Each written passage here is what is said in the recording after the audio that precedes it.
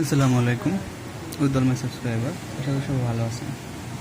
প্রিয় শিক্ষার্থী বন্ধু, আপনারা অবশ্যই অবগত আছেন আমরা ইন্ডাস্ট্রিয়াল লেভেলের সব ধরনের ইলেকট্রনিক সার্কিট, পাওয়ার বোর্ড রিপেয়ারিংয়ের ক্লাসগুলো আমরা আমাদের ইউটিউব চ্যানেলে আপলোড করে থাকি। তো তার ধারাবাহিকতা আজকে একটি ক্লাস নিয়ে হাজির হলাম আপনাদের কাছে। আমরা আজকে যে ক্লাসটি দেবো সেটি হচ্ছে, আমাদের কাছে একটি পাওয়ার বোর্ড আছে। এটির মডেল হচ্ছে ISM sv-520 মডেলের একটি পাওয়ার বোর্ড। তো প্রবলেমটা হচ্ছে সার্কিটে পাওয়ার আসে না। শিক্ষিত বন্ধু, আমরা প্রথমে একটু পাওয়ার দিয়ে দেখবো যে আসলে আমাদের পাওয়ার বোর্ডে পাওয়ার আসে কি না।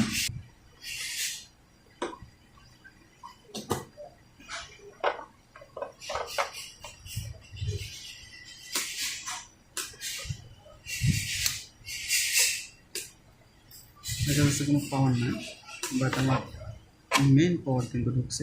মেন পাওয়ার এলইডি চলতেছে।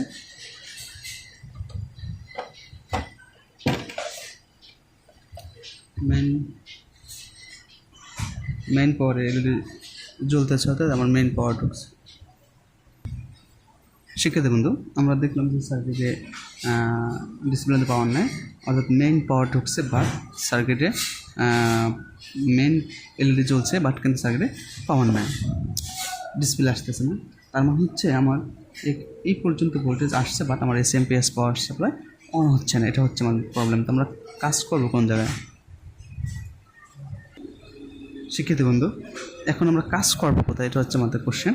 আমরা কিন্তু পাওয়ার সেকশনে কাজ করবো, যেহেতু আমার এখানে এলইডি এই পর্যন্ত মানে পাওয়ার আছে, বাট আমার এই সেকশন তাহলে প্রবলেম না। তাহলে আমার এসএমপিএস পাওয়ার সাপ্লাই সেকশন আমার এখানে প্রবলেম। কারণ হচ্ছে এখানে আমার কোনো কিছু শর্ট আছে বা কোনো পার্টস নষ্ট আছে, যে কারণে আমার এসএমপিএস পাওয়ার সাপ্লাই অন হচ্ছে না।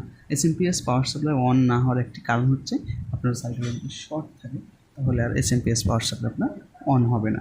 শিক্ষিত বন্ধু, আমরা যেহেতু আমাদের মেন পাওয়ার ঠিক আছে, যেহেতু আমার এখানে এই পর্যন্ত এলইডি জ্বলছে, বাট হচ্ছে আমার মেন পাওয়ার ঢুকছে সার্কিটে, বড় ধরনের শর্ট নেয়। যদি শর্ট থাকে তাহলে আমরা সিরিজ লাইন পাওয়ার দিলে সিরিজ ল্যাম্প জ্বলতো, বাট হচ্ছে আমার যে কোনো অল্প শর্ট আছে বা যে কোনো একটা কম্পোনেন্ট খারাপ আছে, যে কারণে আমার এসএমপিএস রান হচ্ছে না। আমরা মূলত এসএমপিএস রান করতে হলে আমাদের এই এসটিআর সমস্যা থাকলে আমাদের এসএমপিএস রান হয় না, বা এখানে কোনো রেজিস্টার, এখানে যদি আমার এই ফিউজের মতো রেজিস্টার আছে অন হচ্ছে, এই রেজিস্টারটা যদি আমাদের খারাপ থাকে তাহলে আমাদের এই দিকে ভোল্টেজ ঢোকে না। আমরা